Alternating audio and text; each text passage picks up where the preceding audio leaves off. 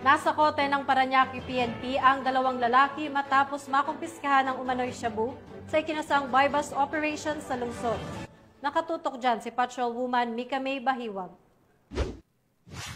Arestado ang dalawang lalaki sa isinagawang buy-bust operation ng pinagsanib na puwersa ng Station Drug Enforcement Unit ng Parañaque City Police Station at Philippine Drug Enforcement Agency dakong 5:30 ng umaga sa Lopez High na Extension, Barangay San Dionisio, Parañaque City, nitong Oktubre 25, taong kasalukuyan. Kinilala ang mga suspek na si alias Relly, 45 anyos at alias Bemer, 41 anyos. Nakumpiska mula sa mga suspek ang tinatayang 15 gramo ng hinihinalang shabu na may standard drug price na 102,000 pesos, isang itim na coin purse at isang itim na cellphone.